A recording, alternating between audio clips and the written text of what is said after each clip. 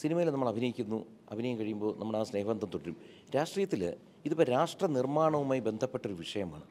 നമ്മൾ തമാശ പറയുന്നൊരു കാര്യമല്ല, മനസ്സിലായി? ഇത് ബഡായി ബംഗ്ലാവൊന്നുമല്ല. വളരെ ലൈറ്റായിട്ട് എന്നെ കാണരുത്, കാരണം അത്തരം സംസാരം പോലും ശരിയില്ല. ഞാൻ പറയും, പൂർണ്ണ ബഹുമാനത്തോടെ പറയുന്നത്. കാരണം നമ്മൾ അവിടെ ചെന്ന് ഒരു വിഷയം അവതരിപ്പിച്ച് വലിയ ഡിസ്കഷനും തർക്കവും എല്ലാം കഴിഞ്ഞ് വന്നിട്ടാണ് ആ ബില്ല് പാസ്സാക്കുന്നത്. അത് ഇങ്ങനെ ആക്ഷൻ കാണിച്ച് ശരിയാക്കുന്നൊക്കെ പറയുന്നത് പൊതുജനങ്ങളെ കളിയാക്കുന്നതിന് തുല്യമാണ്. അങ്ങനെ പറയാൻ പാടില്ല. ഞാൻ ആരുമല്ല പറയുന്നത്, എന്നെക്കാളൊക്കെ വളരെ മുകളിൽ നിൽക്കുന്നൊരു വ്യക്തിയാണ് അഭിനയ രംഗത്തൊക്കെ. കാരണം അദ്ദേഹം എത്രയോ സിനിമകൾ വിജയിപ്പിച്ചൊരു മനുഷ്യൻ. പക്ഷേ കുറച്ചൊരു ഉത്തരവാദിത്തോടെ സംസാരിക്കുന്നതാണ് ഞാൻ പ്രതീക്ഷിക്കുന്നത്. ഇപ്പോൾ മുകേഷ് ചേട്ടനും എൻ്റെ മോളും ഒക്കെ അഭിനയിക്കുന്നു. മുകേഷ് ചേട്ടൻ്റെ ഒരു വീഡിയോയിൽ എൻ്റെ മകളും എൻ്റെ ഭാര്യയൊക്കെ അതിനകത്ത് യൂട്യൂബിൽ അങ്ങനത്തെ പ്രശ്നങ്ങളില്ല. കാരണം വെച്ച് കഴിഞ്ഞാൽ അദ്ദേഹം നടൻ എന്ന നിലയ്ക്ക് നമ്മളൊക്കെ എന്തുമാത്രം ഇഷ്ടപ്പെടുന്നൊരു വ്യക്തി, എത്ര കഥാപാത്രങ്ങൾ നമ്മൾ ഇഷ്ടപ്പെട്ടിരിക്കുന്നു. പക്ഷേ ഞാൻ വീണ്ടും പറയുന്നു, അത് വേറൊരു ഭാഗമാണ്. ഒരു കാലത്ത് ഭാരതീയ ജനതാ പാർട്ടി ചെയ്യുന്നത് ശരിയല്ല എന്ന് പറഞ്ഞിരുന്നവർ, ഇതിൽ തീരെ വിശ്വാസമില്ലാത്ത വലിയ നേതാക്കൾ, അവരുടെ മക്കൾ, പുതിയ തലമുറ വന്നപ്പോൾ അവർക്ക് മനസ്സിലാക്കാൻ പറ്റുന്നു ആരാണ് ശരി. എൻ്റെ അച്ഛനും എല്ലാവരും പറഞ്ഞത് തെറ്റായിരുന്നു. ആഗ്രഹം 20 സീറ്റും ജയിക്കണമെന്നാണ്. പക്ഷേ അത് ചിലപ്പോൾ എപ്പോഴും ഒരു അത്യാഗ്രഹമായി പോകും. നമുക്ക് എന്തായാലും വിരിഞ്ഞിരിക്കും. അതാണ് നമ്മുടെ ഉന്നം. വിരിയിപ്പിക്കാനായിട്ട് തുടങ്ങിയിട്ടുള്ളൂ നമ്മുടെ പ്രക്രിയ. ഞാൻ സിനിമയേക്കാൾ കൂടുതലും സീരിയൽ നടനാണ്. സീരിയൽ കാണുന്നത് കുടുംബ പ്രേക്ഷകരാണ്. അപ്പോൾ എന്തു വെച്ചാൽ നമ്മളൊരു ഹൗസ് ഹോൾഡ് പ്രോപ്പർട്ടി, അവരുടെ വീട്ടിലെ ഒരു അംഗമാണ് ഞാൻ. അതുകൊണ്ട് അപരിചയത്തിൻ്റെ പ്രശ്നമേ ഇല്ല. എനിക്ക് 4 പെൺമക്കളാണ്. ഈ മക്കളെല്ലാം സോഷ്യൽ മീഡിയയിൽ അത്യാവശ്യം അറിയപ്പെടുന്നവരാണ്. അപ്പോൾ പണ്ടൊക്കെ എൻ്റെ മക്കളായിട്ട് അറിയപ്പെടുന്നത്, ഇന്നിപ്പോൾ ആ 4 പെൺമക്കളുടെ അച്ഛനായിട്ട് അറിയപ്പെടുന്നത്. നിങ്ങളിപ്പോൾ അച്ഛന് വേണ്ടി അവരിപ്പോൾ പറഞ്ഞു, ഇന്നിപ്പോൾ എൻ്റെ അച്ഛന് വേണ്ടി ഞങ്ങൾ എന്തൊക്കെ ചെയ്യാൻ ഞങ്ങളൊന്ന് പ്ലാൻ ചെയ്യുന്നുണ്ട്. അപ്പോൾ ഞാൻ പറഞ്ഞു, പറയുന്നതൊക്കെ ശരി, നിങ്ങളെ രാഷ്ട്രീയപരമായി ഒന്നും സംസാരിക്കരുത്, പ്രത്യേകിച്ച് അച്ഛനെതിരെ നിൽക്കുന്നവരെ പറ്റി ഒരു അക്ഷരവും പറയരുത്. അച്ഛൻ എന്തൊക്കെ ചെയ്യാൻ കഴിവുണ്ട്, അച്ഛൻ വിജയിച്ചാൽ എന്താണ് നിങ്ങളുടെ അഭിപ്രായം, നിങ്ങൾ പറയും. ഇല്ല, മുരടിപ്പും വികസനവും തമ്മിലുള്ളൊരു മത്സരം മാത്രമേ ഉള്ളൂ. അപ്പോൾ നമുക്ക് വികസനമാണോ വേണ്ടത്, മുരടിപ്പാണോ വേണ്ടത്, ജനങ്ങൾക്ക് തീരുമാനിക്കാം. കാരണം ജനങ്ങൾ മടുത്തിരിക്കുകയാണ്. കാരണം വേറൊരു ഓപ്ഷൻ ഇല്ലാതിരിക്കുന്നു. ഈ 2 പേരും കാലങ്ങളായിട്ട് അത് തരാം ഇത് തരാം എന്ന് വോട്ട് വാങ്ങിക്കുക. വോട്ട് വാങ്ങിച്ചിട്ട് അവർ മാത്രം വികസിക്കുന്നു, നാട്ടുകാർക്കൊരു വികസനവുമില്ല. അപ്പോൾ വികസനവും മുരടിപ്പും തമ്മിൽ വ്യത്യാസം. അതായത് നരേന്ദ്രമോദി വന്നാൽ വികസനം, വേറെ ആര് വന്നാലും വികസനമില്ല. അപ്പോൾ ഏറ്റവും നല്ലൊരു അവസരമാണ്. കാരണം ഒരു കാര്യം ഉറപ്പായിരിക്കുന്നു, ശ്രീ നരേന്ദ്രമോദി വീണ്ടും 3ാം വട്ടം ഭരണത്തിൽ വരുന്നത് സുനിശ്ചിതം. അപ്പോൾ ഈ സമയത്ത് മോഡിയുടെ പ്രതിനിധികളെ ഇവിടുന്ന് വിജയിപ്പിച്ച് വിട്ടാൽ അത് നമ്മൾ ചിന്തിക്കുന്നതിൻ്റെയൊക്കെ അപ്പുറത്തെ വികസനം ഇവിടെ വരും. കാരണം ഒരു MP-യോ MLA പോലും ഇല്ലാതെ എത്ര കോടി രൂപയുടെ വികസനം കേരളത്തിന് കൊടുക്കുന്നു. കൊല്ലത്ത് തന്നെ നമുക്ക് കാണാം. അത് ഹൈവേ ആയിക്കോട്ടെ, റെയിൽവേ സ്റ്റേഷൻ്റെ വികസനമായിക്കോട്ടെ. അപ്പോൾ ക്രെഡിറ്റ് ആരും എടുത്തോട്ടെ, നാട്ടുകാർക്കറിയാം ക്രെഡിറ്റ് തള്ളാണെന്നറിയാം. അതുകൊണ്ട് ഇതൊരു സുവർണ്ണ അവസരം നമുക്ക് വികസനത്തിനെ വിജയിപ്പിക്കാൻ. നരേന്ദ്രമോദിക്ക് വോട്ട് നൽകൂ, അദ്ദേഹത്തിൻ്റെ പ്രതിനിധിയായിട്ട് ഞാനുണ്ട് ഇവിടെ. ഇവിടെ ശക്തരായ 2 പേര്, ഒന്ന് ഓൾറെഡി സിറ്റിംഗ് MP ആയ പ്രേമേന്ദ്രൻ, പിന്നെ മുകേഷ്. എന്താണ് അവരൊക്കെയുള്ള ഒരു മത്സരം എങ്ങനെയാണ്? അല്ല, അവർ തമ്മിലൊരു മത്സരം നടക്കുകയാണ്. കാരണം ഇന്ത്യ മുന്നണിയിൽ ആരാണ് സ്ഥാനാർത്ഥി എന്നുള്ളൊരു മത്സരമാണ്. അവരൊറ്റ മുന്നണിയല്ലേ. അപ്പോൾ ഇവിടെ 2 പേരേ ഉള്ളൂ. ആക്ച്വലി 2 മുന്നണികൾ തമ്മിലൊരു മത്സരമാണ്. NDAയുടെ ശക്തമായ മുന്നണിയുടെ ഒരു സ്ഥാനാർത്ഥിയും ഇന്ത്യ എന്ന് പറഞ്ഞ തട്ടിക്കൂട്ട് മുന്നണിയുടെ 2 പേരും തമ്മിൽ ഒരു നാടകം. അപ്പോൾ അതും ജനം തീരുമാനിക്കട്ടെ. അവർക്ക് ഇന്ത്യ മുന്നണി എന്ന് പറയുന്ന, അതായത് 100-ൽ പരം സീറ്റിന് താഴെ മാത്രം വരാൻ പോകുന്നൊരു മുന്നണിയാണ് ഇന്ത്യ മുന്നണി. 400-ന് മുകളിൽ വരാൻ പോകുന്നൊരു മുന്നണിയാണ് NDA. അപ്പോൾ NDAക്ക് വോട്ട് കൊടുത്താൽ വികസനം വരും. മറ്റേത് 5 വർഷവും ജീവിതം ദുരിതമായിരിക്കും. ഈ സിനിമയിലെ സഹപ്രവർത്തകരാണ് മുകേഷും കൃഷ്ണമരനൊക്കെ. പക്ഷേ ഇവിടെ രാഷ്ട്രീയമായി എതിർക്കേണ്ട പല കാര്യങ്ങളും വരും, പല രാഷ്ട്രീയമായ വിയോജിപ്പുകളും പറയേണ്ടി വരും. ഇത് പിന്നീട് വളരെ ചർച്ചയാവാൻ, പിന്നീട് നിങ്ങളങ്ങോട്ട് മുന്നോട്ടുള്ള ഓരോ പ്രവർത്തനത്തെ ബാധിക്കത്തില്ലേ? എങ്ങനെയാണ് സിനിമ പ്രവർത്തനത്തെ അല്ലെങ്കിൽ സിനിമാ മേഖലയിലുള്ള ജീവിതത്തേക്ക്? ഇല്ല, സിനിമ എന്ന് പറയുന്നത് തൊഴിൽപരമായ ഒരു കാര്യമാണ്. സിനിമയിൽ നമ്മൾ അഭിനയിക്കുന്നു, അഭിനയം കഴിയുമ്പോൾ നമ്മൾ ആ സ്നേഹബന്ധം തുടരും. രാഷ്ട്രീയത്തിൽ ഇതിപ്പോൾ രാഷ്ട്ര നിർമ്മാണവുമായി ബന്ധപ്പെട്ടൊരു വിഷയമാണ്.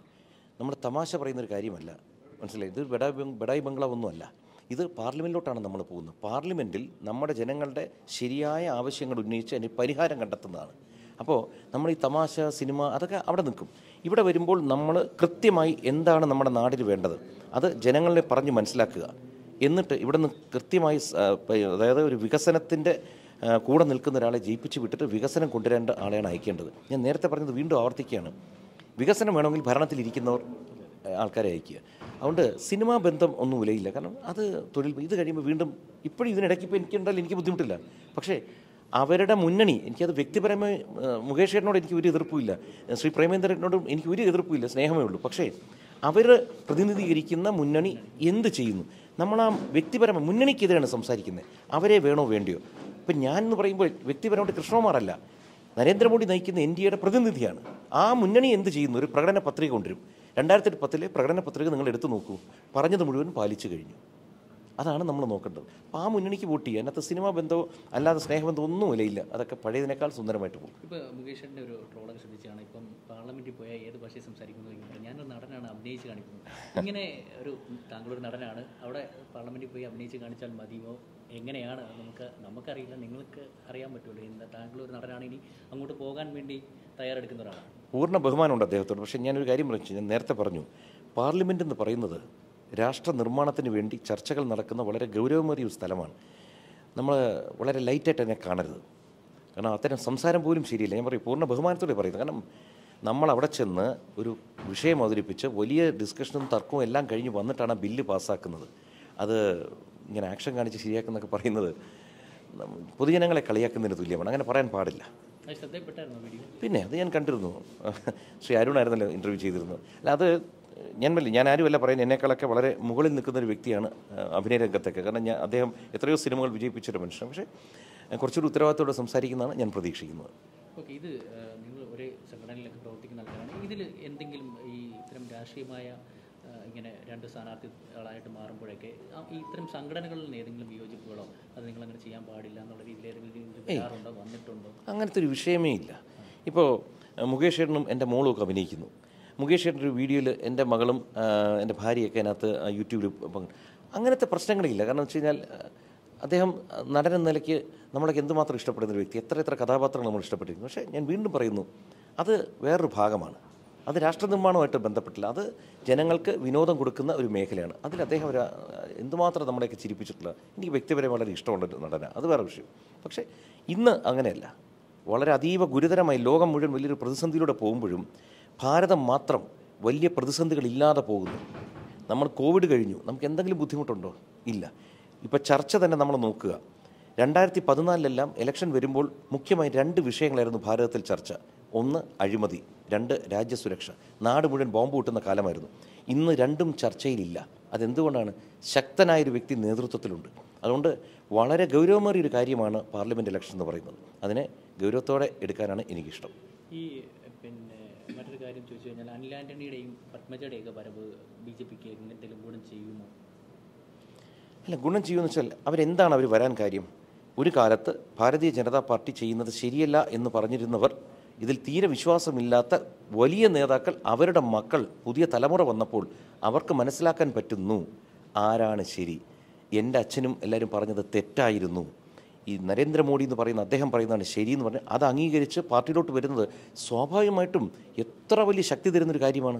കാരണം ഒരു കാലത്ത് അപ്പുറത്തുനിന്ന് ശരിയല്ലെന്ന് പറഞ്ഞിട്ട് ഇപ്പുറത്ത് വന്നിട്ട് പറയുന്നത് എനിക്കന്ന് തെറ്റിപ്പോയി, ഇദ്ദേഹമാണ് ശരിയെന്ന് പറയുമ്പോൾ വലിയൊരു നേട്ടം തന്നെയാണ്. ഈ ഇപ്പം സ്ഥാനാർത്ഥിയായിട്ട് പ്രഖ്യാപിക്കുന്നതിന് മുമ്പ് പല പാർലമെൻറ്റ് മണ്ഡലങ്ങളിലും പോയി പ്രചരണ പരിപാടികളിൽ പങ്കെടുത്തിട്ടുണ്ടായിരുന്നു. എങ്ങനെയാണ് ഇത്തവണ കേരളത്തിൽ താമര വിരിയോ? ആഗ്രഹം എപ്പോഴും നമ്മൾ താമര വിരിയണം. എല്ലാവരുടെ അഭ്യർത്ഥനയും ഇത് തന്നെയാണ്. കാരണം നിങ്ങൾ താമരയ്ക്ക് വോട്ട് ചെയ്ത് വിജയിപ്പിക്കൂ. നിങ്ങൾക്കും ഒരു നല്ല ജീവിതം വേണമെങ്കിൽ അത് ആഗ്രഹം 20 സീറ്റും ജയിക്കണമെന്നാണ്. പക്ഷേ അത് ചിലപ്പോൾ എപ്പോഴും ഒരു അത്യാഗ്രഹമായി പോകും. നമുക്ക് എന്തായാലും വിരിഞ്ഞിരിക്കും. അതാണ് നമ്മുടെ ഉന്നം. വിരിയിപ്പിക്കാനായിട്ട് തുടങ്ങിയിട്ടുള്ളൂ നമ്മുടെ പ്രക്രിയ. ഇനി നമ്മുടെ മോഡിജി ഒരു ഇറക്കം ഇറങ്ങും. അതോടെ ഈ കാണുന്ന കളറെല്ലാം മാറും.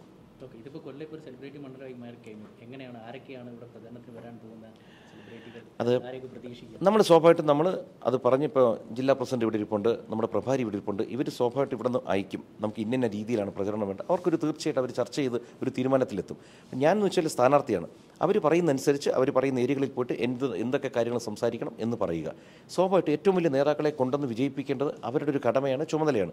അവരത് കൃത്യമായി ചെയ്യും. ഇന്ന് തന്നെ നിങ്ങൾ നോക്കൂ, എത്ര നല്ലൊരു വരവേൽപ്പാണ്. നമ്മുടെ ഒരു റോഡ് ഷോ എന്ന് പറഞ്ഞാൽ വളരെ പ്രൊഫഷണലായിട്ട് ഏറ്റവും ഭംഗിയായിട്ട് ചെയ്തു. അതുകൊണ്ട് ജില്ലാ നേതാക്കളോട് ഇതിൻ്റെ പിന്നിൽ പ്രവർത്തിച്ച എല്ലാവരോടും ഈ അവസരത്തിൽ നന്ദി പറയുന്നു. ഇനി എന്തൊക്കെയാണ് മുന്നോട്ടുള്ള പ്രചരണ പരിപാടികൾ? എന്തൊക്കെയാണ് ഇനി? വളരെ കുറച്ച് ദിവസമുള്ളൂ, ലേറ്റായിട്ട് വന്നതാണ്. ഇല്ല, കുറച്ച് ദിവസം എന്ന് പറയുന്നത് തെറ്റായൊരു ധാരണയാണ്. ഇപ്പോൾ തന്നെ ഈ ചാനൽ, നിങ്ങളുടെ ചാനൽ, ഇതെല്ലാം വരുന്നതിന് മുമ്പ് ഒറ്റ ചാനലുണ്ടായിരുന്നു, ദൂരദർശൻ. ഞാൻ അതിൽ വർക്ക് ചെയ്തതാണ്. അന്ന് നമ്മളിങ്ങനെ കൊത്തിക്കൊണ്ട് പോകും. ഇന്ന് അങ്ങനെയല്ല. 10, 20, 25ഓളം മാധ്യമങ്ങളുണ്ട്, സോഷ്യൽ മീഡിയ ഉണ്ട്. എന്തിനാ, മൊബൈലിനകത്ത് എന്തുമാത്രം യൂട്യൂബ് ചാനൽസ് ഉണ്ട്. അപ്പോൾ വളരെ നിസ്സാരമായിട്ട് ഒരു 1.5 ദിവസം മതി ഒരു പുതിയ സ്ഥാനാർത്ഥി വന്നിട്ട് അയാൾ എന്തൊക്കെ ചെയ്യുന്നു ഒരു ലോക്സഭാ മണ്ഡലം മുഴുവൻ അറിയിക്കാൻ വേണം, ഇന്ത്യ മുഴുവൻ അറിയിക്കാം വിചാരിച്ചാൽ. അത്ര പവർഫുള്ളാണ് സോഷ്യൽ മീഡിയ. അതുകൊണ്ട് ഒരു 20-25 ദിവസം മതി ഒരു ലോക്സഭാ മണ്ഡലം നല്ലതുപോലെ കവർ ചെയ്യാൻ. അപ്പം ഈ ലേറ്റായി വന്നതൊരു പ്രശ്നമല്ല. ലേറ്റായി വന്നാൽ ലേറ്റസ്റ്റാണ് വരും. കാരണം വെച്ചാൽ നമ്മളെപ്പോഴും ഫെമിലിയാരിറ്റി ബ്രീഡ്സ് കണ്ടംപ്റ്റ് എന്ന് പറയും. അധിക നേരം നമ്മൾ ഒരേ സ്ഥാനത്തെ കണ്ടുകൊണ്ടിരുന്നു കഴിഞ്ഞാൽ, അതായത് അധികം കണ്ടുകൊണ്ടിരുന്നാൽ നമുക്ക് വെറുപ്പുണ്ടാവും. അതുകൊണ്ട് വലിയ വെറുപ്പുണ്ടാക്കാതെ കുറച്ച് ദിവസം പ്രചരണം ചെയ്ത് ഒരു അട്ടിമറി വിജയം നടത്തി പോകണമെന്നാണ് ആഗ്രഹം. ഈ കൊല്ലം മണ്ഡലം പരിചയപ്പെടാൻ കുറച്ച് സമയം വേണ്ടി വന്നോ വരുമോ എങ്ങനെയാണ് അത്? ഇല്ലില്ല, ചെറു പ്രായം തൊട്ട് ഇവിടെ ഇഷ്ടംപോലെ സീരിയലുകൾ അഭിനയിക്കും. സീരിയൽ അഭിനയിക്കുമ്പോൾ പ്രത്യേകത നമ്മൾ 1 മാസം 2 മാസം ഒരു സ്ഥലത്ത് നിൽക്കുക. അപ്പോൾ അന്ന് ഞാൻ ബേസിക്കലി വളരെ ഇഷ്ടപ്പെട്ടിരുന്ന തൊഴിൽ എനിക്ക് ഡ്രൈവിംഗാണ്. ഞാൻ കാറിൽ വരും. എനിക്കിവിടെ ധാരാളം സുഹൃത്തുക്കളാണ്. പിന്നെ എൻ്റെ അമ്മയുടെ അനിയൻ കല്യാണം കഴിച്ചിരിക്കുന്ന ഇവിടെ ഹൈസ്കൂൾ ജംഗ്ഷനിൽ നിന്നാണ്. ഇന്ന് രാത്രി അങ്ങോട്ടാണ് പോകുന്നത്. പിന്നെ എനിക്ക് പരിചയക്കാരും ബന്ധുക്കളും എന്തിനാണ് BJP മാത്രമല്ല സർവ്വ പാർട്ടികളിലും ഉണ്ട്. കാരണം വെച്ച് കഴിഞ്ഞാൽ ഒരു കലാകാരനായിരിക്കുന്ന കാലത്ത് എല്ലാവരുമായിട്ട് കൂട്ടുകൂടും. അതുകൊണ്ട് എത്രയോ സൗഹൃദങ്ങൾ ഈ കൊല്ലം ജില്ലയ്ക്കകത്തുണ്ട്. അതുകൊണ്ട് അതൊക്കെ ഇതൊരു മുതൽക്കൂട്ടാവുന്നതാണ് എപ്പോഴും. കാരണം വെച്ചാൽ അവരെല്ലാവരും എനിക്ക് വോട്ട് ചെയ്യണമെന്നില്ല, ഒരു അപരിചിത്വമില്ല. പിന്നെ രണ്ടാമത്തെ വിഷയം, ഞാൻ സിനിമയേക്കാൾ കൂടുതലും സീരിയൽ നടനാണ്. സീരിയൽ കാണുന്നത് കുടുംബ പ്രേക്ഷകരാണ്. അപ്പോൾ എന്ത് വെച്ചാൽ നമ്മളൊരു ഹൗസ് ഹോൾഡ് പ്രോപ്പർട്ടി, അവരുടെ വീട്ടിലെ ഒരു അംഗമാണ് ഞാൻ. അതുകൊണ്ട് അപരിചിതത്തിൻ്റെ പ്രശ്നമേ ഇല്ല. അതൊരു ദൈവാധീനം. പിന്നെ അതിന് ശേഷം ഇന്ന് യുവാക്കളുടെ ഇടയിൽ പോയി കഴിഞ്ഞാൽ, എനിക്ക് 4 പെൺമക്കളാണ്. ഈ മക്കളെല്ലാം സോഷ്യൽ മീഡിയയിൽ അത്യാവശ്യം അറിയപ്പെടുന്നവരാണ്. അപ്പോൾ പണ്ടൊക്കെ എൻ്റെ മക്കളായിട്ട് അറിയപ്പെടുന്നത്, ഇന്നിപ്പോൾ ആ 4 പെൺമക്കളുടെ അച്ഛനായിട്ട് അറിയപ്പെടുന്നത്. അങ്ങനെ ഒരു വലിയ ഭാഗ്യവാൻ കൂടിയാണ് ഞാൻ. അതൊക്കെ ദൈവത്തിനോട് നന്ദി പറയും. നമ്മുടെ കഴിവിൽ ഇടുന്നതല്ല, അതൊക്കെ ദൈവം തരുന്ന ചില വരദാനങ്ങളാണ്. അതുകൊണ്ട് മക്കൾ അവരും കുറേയൊക്കെ സഹായിക്കും. ഞങ്ങൾ 2 ദിവസം മുമ്പ് തിരുവനന്തപുരത്ത് വെച്ചൊരു ഉദ്ഘാടനത്തിൽ മകളോട് ചോദിച്ചപ്പോൾ പറഞ്ഞു ഞങ്ങളെ ഈ വിവാദത്തിലേക്കൊന്നും വിളിച്ചു കൊടുത്തല്ലേ എന്ന്. അല്ല, ഞാനും പറയും, അവരടുത്ത് പറയും, നിങ്ങളിപ്പോൾ അച്ഛന് വേണ്ടി അവരിപ്പോൾ പറഞ്ഞു, ഇന്നിപ്പോൾ എൻ്റെ അടുത്ത് അച്ഛന് വേണ്ടി ഞങ്ങൾ എന്തൊക്കെ ചെയ്യാൻ ഞങ്ങളൊന്ന് പ്ലാൻ ചെയ്യുന്നുണ്ട്. അപ്പോൾ ഞാൻ പറഞ്ഞു, പറയുന്നതൊക്കെ ശരി, നിങ്ങളെ രാഷ്ട്രീയപരമായി ഒന്നും സംസാരിക്കരുത്, പ്രത്യേകിച്ച് അച്ഛനെതിരെ നിൽക്കുന്നവരെ പറ്റി ഒരു അക്ഷരവും പറയരുത്. അച്ഛൻ എന്തൊക്കെ ചെയ്യാൻ കഴിവുണ്ട്, അച്ഛൻ വിജയിച്ചാൽ എന്താണ് നിങ്ങളുടെ അഭിപ്രായം നിങ്ങൾ പറയും, അല്ലാതെ വേറെ ഒന്നും പറയണ്ട. ഞാനേ പറയും. ഓക്കെ, എല്ലാവിധ ആശംസകളും. വളരെ നന്ദി, സന്തോഷം. മണ്ണിലേക്കും എല്ലാവിധ ഭാവങ്ങളും നേരുന്നു.